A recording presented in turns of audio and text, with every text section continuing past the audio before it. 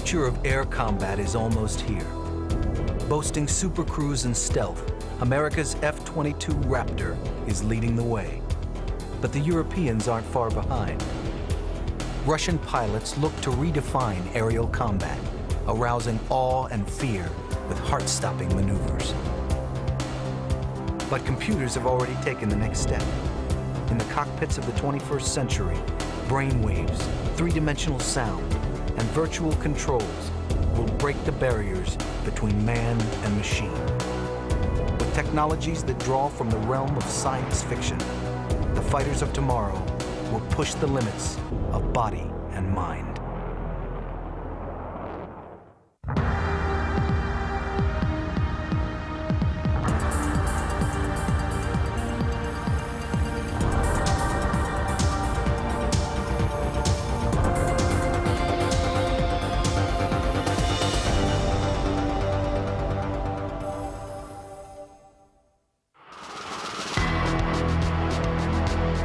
In 1916, German ace Oswald Boelcke outlined the first rules of aerial combat. Much has changed since World War I, but his immortal words still apply. Get into a superior position before the adversary, and you'll win the fight. The era of modern combat has been shaped by years of Cold War. 40 years of competition, with both sides trying to gain the edge. The F-86 Sabre was flown to Korea to check the scourge of the MiG-15. America's mighty XB-70 Valkyrie frightened the Russians into building the MiG-25 Foxbat. The Foxbat's blistering speed made such an impression, America pulled its best and brightest to create the ultimate jet fighter. The F-15 Eagle is the preeminent fighter aircraft in the long procession of Cold Warriors. For years, it ruled the skies. But today, challengers from Europe and Russia have stripped it of its crown. In the 21st century, U.S. Air Force planners want the best fighter sitting in their corner.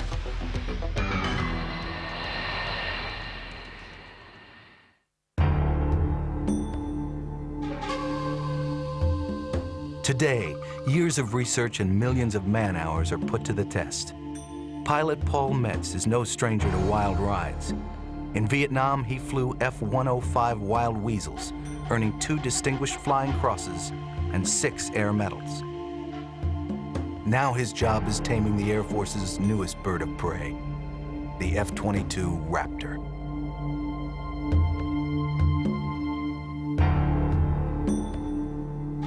The first flight of any aircraft is a pass-fail exam. For the U.S. Air Force, the stakes are enormous. The F-22 has been more than a decade in the making. The brightest minds in the aerospace industry were pooled to make the most advanced aircraft ever to see the light of day. Air Force planners aren't looking for a fair fight. They expect the F-22 to be so far ahead of the competition that even when vastly outnumbered, American pilots will rule the sky.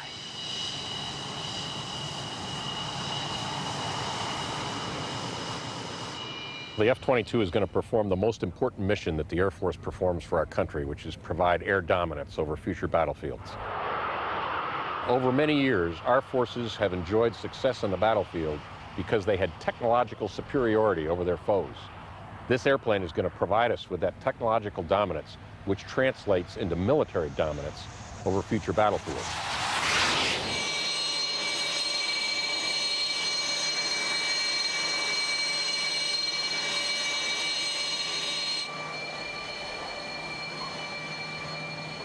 This is Russian test pilot Yevgeny Frolov.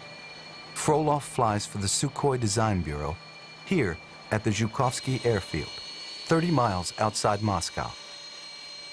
He flew for the Red Air Force and in his spare time enjoys aerobatics. Today, he's flying one of Russia's most talked about fighters, the Su-37.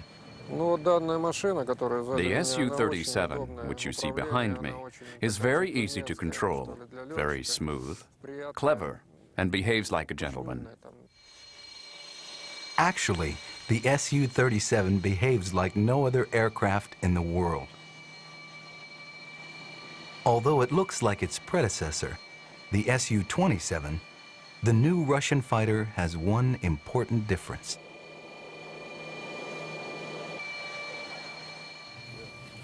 On this airplane, the nozzles move up and down. When both nozzles move up and down, it changes the angle. When one nozzle goes up and the other goes down, and it is standing on its tail, it can perform a pirouette.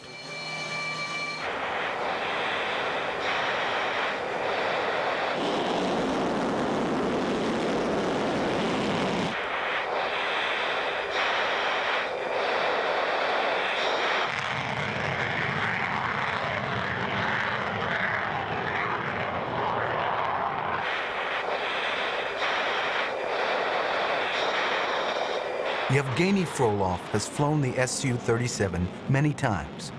For him, today's flight profile is part of a routine. But for the casual observer, it's a sight to behold. The ability to move the exhaust nozzles in flight is called thrust vectoring. During a dogfight, such moves can be a deadly surprise. During a display, it's breathtaking entertainment.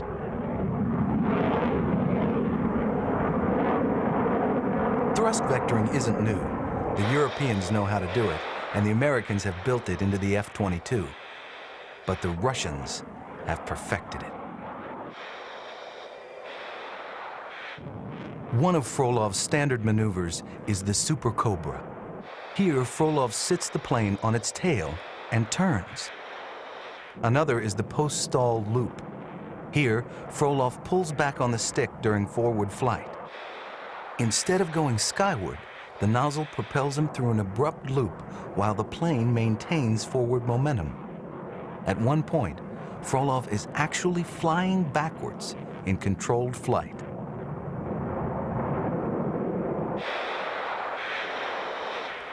And now the view from the inside.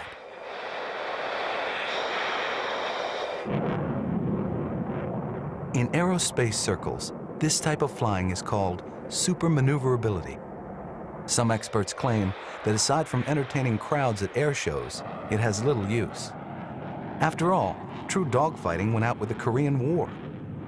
In today's impersonal world of air-to-air missiles, victory or defeat is decided long before a pilot sees the enemy. At least, that's the idea. Whatever the case, the U.S. Air Force isn't taking any chances. Super maneuverability is here to stay, and for the pilots of the future, it's going to take getting used to. When you're flying the Su-37 at low speeds, it feels more like you're flying an aerobatic plane. Everything changes very quickly. For example, the speed display shows 0, and the angle of attack display or horizon indicator are moving so quickly the pilot can't refer to it.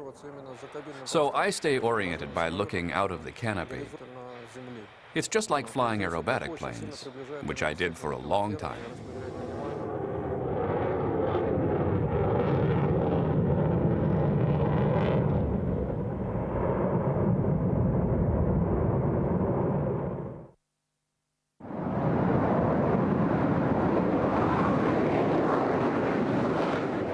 Well, the F-22 will bring 3 essential capabilities to the future battlefield that will allow us to be dominant as a nation. One, of course, is stealth. The Air Force already has stealth, but not in a fighter. One is a long-range bomber, the B-2, and the other is the F-117 Nighthawk. Despite its F designation, the Nighthawk would never survive a dogfight. Its only job is night attack. The Air Force's mighty F-15 Eagle has the speed and agility to match the best the world has to offer, but it stands out on radar screens. The F-22 achieves stealth without compromising speed or agility. Much of its technology is a closely guarded secret. But even to the layman, certain design features are obvious. All of the leading edges, seen here on the engine intake, then the wings, and finally the tail, sweep back at exactly the same angle. The F-22 won't hang missiles off the wing. Everything will be tucked neatly away until it's time to shoot. One of the most reflective parts of any fighter is the spinning blades of its jet engine. On the F-22, the engine is hidden behind the curvature of the intake. A simple, stealthy answer. The F-22 will allow us to dominate the battlefield 24 hours a day because it will have F-15-like maneuverability and F-117-like stealth. So putting those two together is a revolutionary development. The F-22 has been a long time coming. As far back as 1981, the U.S. Air Force laid out a requirement for a new fighter to replace the F-15. By 1987, the Lockheed team settled on a shape, and the prototype YF-22 was born. On September 29, 1990, test pilot Dave Ferguson taxied down the runway in Palmdale, California. In 3 years, aircraft designers had taken a quantum leap forward. They had built an airplane with the speed and moves of a fighter, but virtually invisible to radar. It would be able to fly beyond the speed of sound for prolonged periods of time, and if needed, push beyond Mach 2. The YF-22 was one of the greatest aeronautical achievements in history. But there was little time to celebrate. The first flight would be to nearby Edwards Air Force Base, where the YF-22's competitor awaited its arrival. The Air Force was preparing a showdown.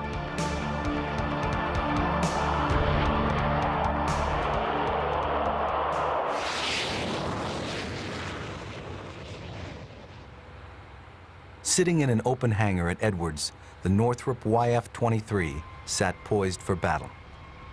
At first glance, the YF-23 looks like no other fighter. Its wide-set tail fins and humped fuselage add to its unusual appearance. But like its competitor, the YF-23 was designed for stealth. It had no right angles, and the engines were hidden within the contours of the intake. Capable of flying beyond twice the speed of sound, it was a worthy opponent to the YF-22. The stage was set for a showdown between the two most advanced fighters ever built.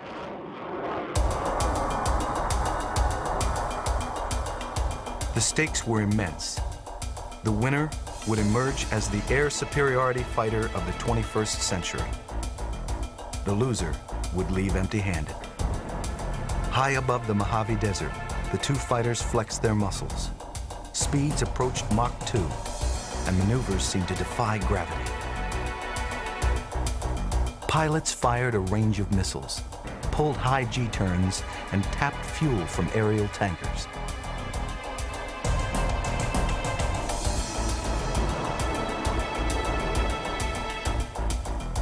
The results of the competition remain classified, but it's clear that the two fighters were well matched. The Air Force faced a difficult decision. The YF-23 was the faster of the two aircraft, and it had the stealth that the Air Force was looking for.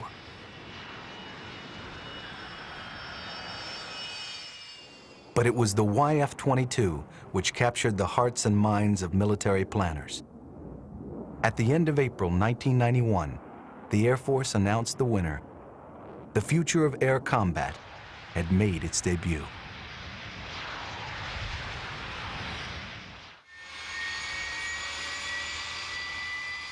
On the tarmac of the Royal Air Force's Flight Test Center outside of London, the future has already arrived.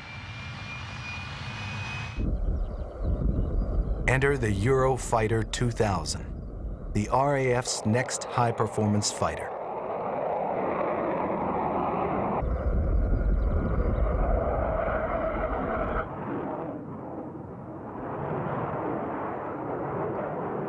As its name implies, the Eurofighter was designed by a European consortium. The project dates to the early 80s, when Germany, Italy, Spain, and Britain combined their resources to build a common defense fighter for Europe. After years of give and take, a design has emerged that is the shape of things to come.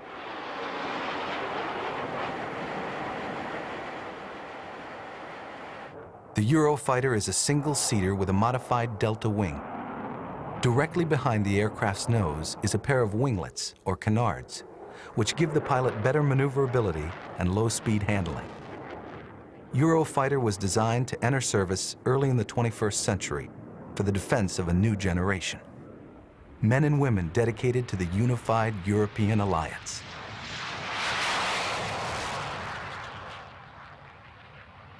But one major player is conspicuously absent from the Eurofighter consortium.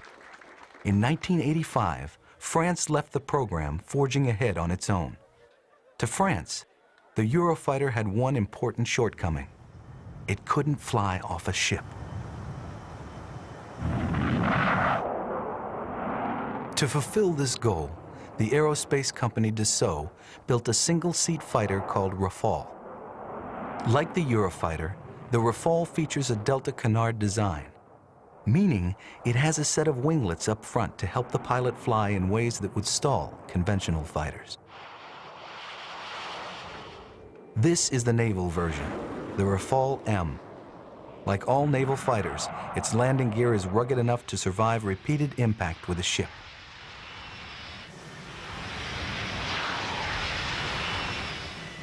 As this new fighter goes into service, it will be joined by a new aircraft carrier. Named for the man who embodied French independence, the Charles de Gaulle will be the only nuclear-powered carrier outside the United States.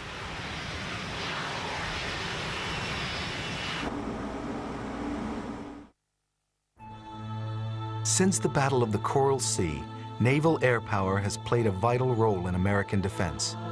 In every armed conflict, from Korea to the Gulf War, the carrier has been the first to arrive on the scene. In the early 21st century, the Navy looks to replace its aging fleet of F-14 Tomcats. The F-22 may be America's 21st century fighter, but not for sailors. In the design of a Navy fighter, every detail is influenced by the rigorous demands of flying on and off a ship. So the Navy took a less radical leap forward. Instead of starting from scratch, naval planners decided to take an existing plane and make it bigger. Enter the F-18E and F, the Super Hornet.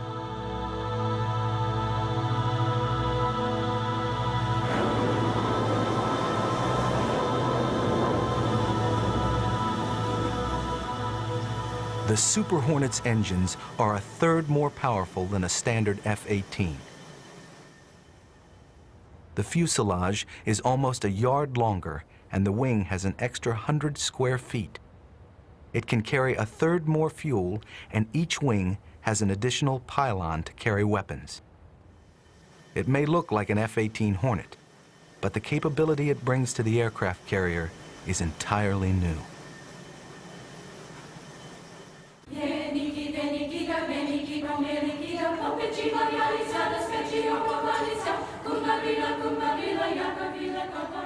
The Super Hornet has 40% more range than the standard F-18. And although it's bigger, it's harder to see on radar screens. The intakes were redesigned to match the angle of the wing, and some of the sharper edges were sprayed with radar-absorbent material. But it's easier to make a stealth fighter for the Air Force than for the Navy. Features like the tailhook make good reflectors, and although engineers worked to make it less visible, the Navy didn't want to tamper with the already difficult job of landing on a ship.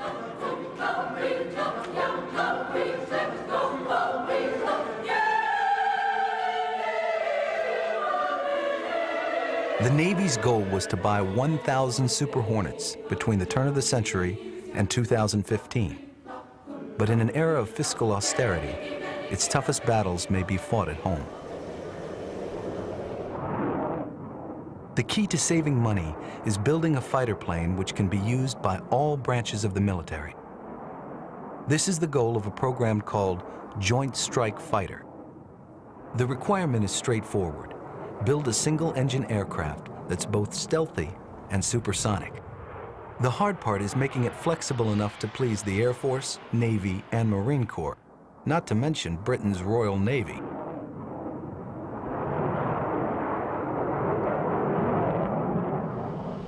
The U.S. Marines like to keep their planes near the battlefield.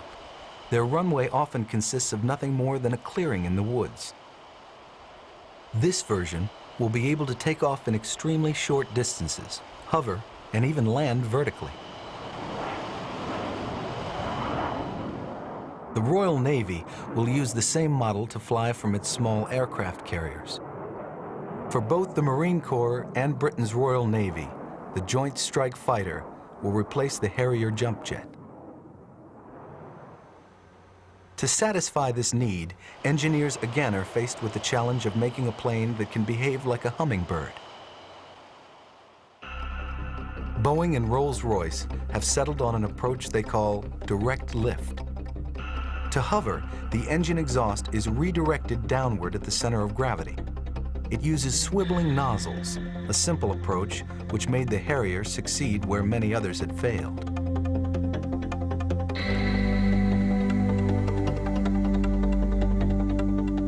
Engineers at Lockheed have a different idea. To provide lift, they've installed a fan behind the pilot's seat. The fan is powered through a shaft which connects it to the engine in the back. During forward flight, the fan is shut down and the air is forced out the back.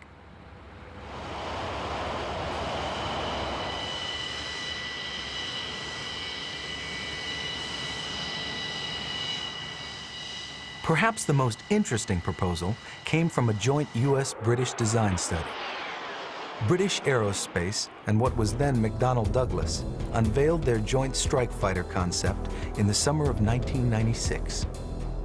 The design seemed normal, except for one thing. It didn't have a tail. At least it didn't have a tail like any other plane around. An airplane's vertical fin is what gives it stability during flight. By using horizontal tails instead, the US-British Joint Strike Fighter was lighter and stealthier than conventional planes. It also promised to be far more nimble than conventional fighters. But in aviation, nothing is gained without a cost. The tailless design was highly unstable. Engineers sought to overcome this with a unique approach. They would harness the thrust of the engine to keep it under control. When the plane began to lose control, the engine nozzle could vector the exhaust up, down, or side to side to keep the plane on the right track. The tailless Joint Strike Fighter was radical. In fact, it was too radical for the Defense Department. At the end of 1996, the idea was abandoned. But lately, a similar concept has re-emerged. Not as a fighter, but a small experimental plane called the X-36.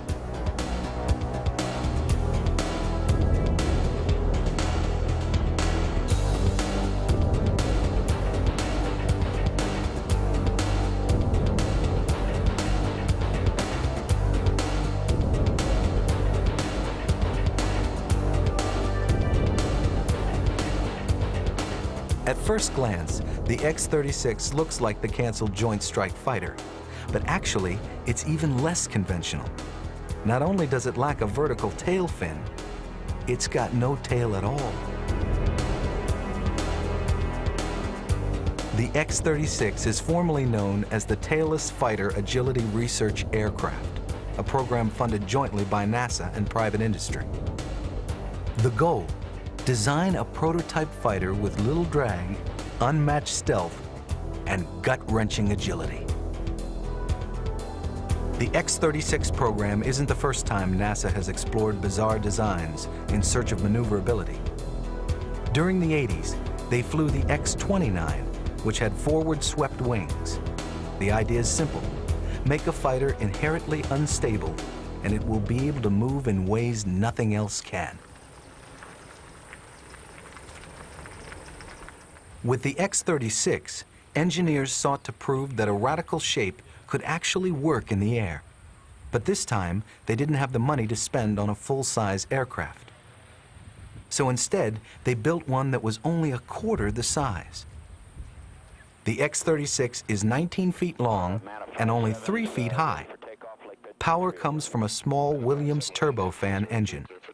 Fully fueled, the X-36 weighs about 1,300 pounds. The X-36 won't have a pilot, at least in the conventional sense. It's flown from a virtual cockpit back on the ground. Here, the pilot looks at the computer-generated image on the horizon.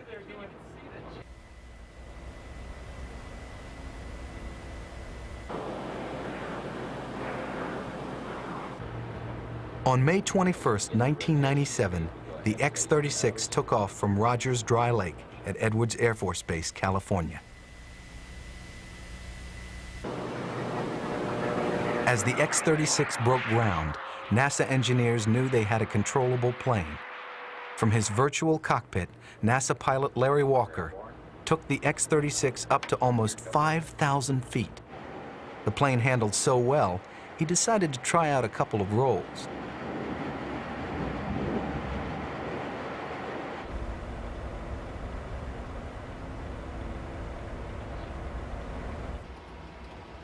NASA engineers scoured through data as it was transmitted back in real time. From his virtual cockpit, Walker again pulled up the nose and carried out a quick roll.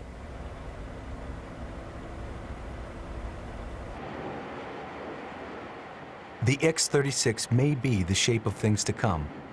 Using split ailerons and thrust vectoring instead of a tail gives a fighter better stealth and maneuverability. But there's something else about it that some military planners find interesting. Here, NASA uses a virtual cockpit because the X-36 is just a model. But future full-size combat planes may be flown the same way. A pilotless fighter could fly at G-forces beyond the physical limits of a human. And more importantly, no one's life is put at risk. The pilot would fight enemy planes from the safety of a virtual cockpit, hundreds or even thousands of miles away. The idea is controversial, but as technological barriers continue to fall, the only thing standing in the way of the pilotless fighter may be the pilots themselves.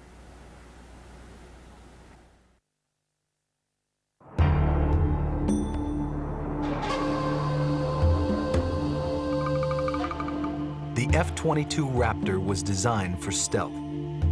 All of its missiles and fuel tanks will be carried inside, hidden away from enemy radar.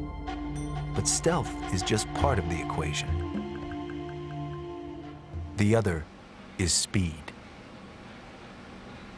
It will give us what we call super cruise, an ability to cruise at high supersonic speeds for a sustained period of time. Today's airplanes can't do that. They can go real fast, but when they're doing it, their gas gauge is going like that.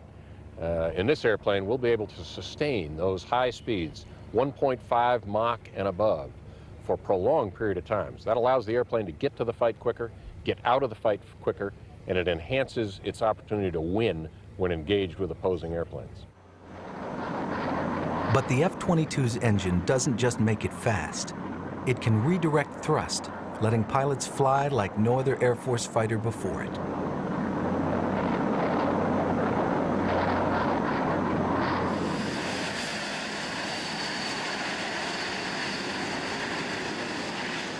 In 21st century combat, the Air Force hopes that enemy fighters will never even get close to their F-22. But if they do, American pilots will be able to turn on a dime. Back in 1990, the prototype F-22 was put through a series of tests to explore AOA, or angle of attack. Because the engine can redirect exhaust up or down 20 degrees, pilots can fly at speeds and angles which would stall a normal fighter. Test pilots showed that the YF-22 could stay under control even when pointing skyward 60 degrees. For Russian test pilot Yevgeny Frolov, this kind of flying is nothing new. His Sukhoi 37 is the most maneuverable fighter around. From a distance, Frolov has watched the F-22 evolve. He's impressed by what he's seen. In speed and stealth, the Americans are difficult to match. But in the field of super maneuverability, the Russians continue to lead the way.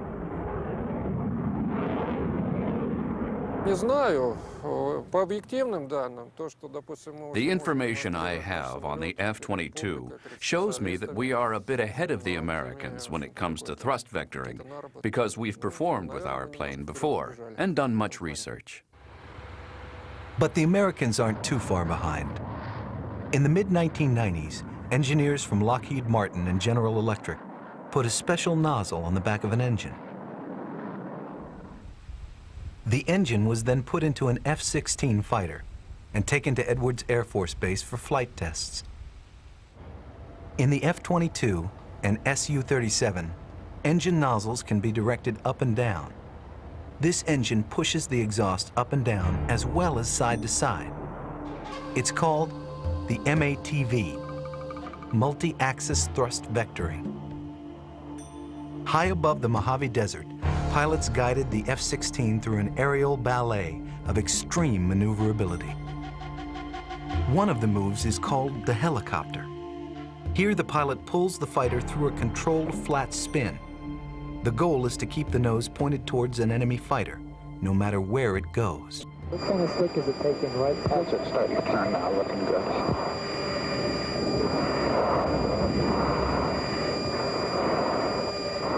As the F-16 spirals earthward, the camera plane has trouble just staying close. Sweet. Looking good. Man, we came right back around on him. A wild way to look at another airplane. Passing 21.5, 72 Alpha. 20. Another maneuver is called a post-stall loop. Pilots call it the hammerhead. First, the pilot points the plane skyward. Then he rotates the pitch axis about its center of gravity. At one point, the F-16 is actually flying backwards in controlled flight. Clear to maneuver.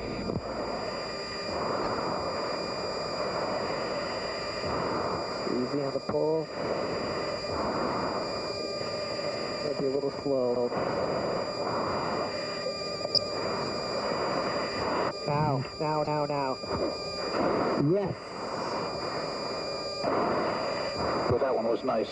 Extreme maneuverability takes getting used to. For a fighter pilot, acceleration and high G-turns are one thing. Flying backwards and stopping on a dime are something else.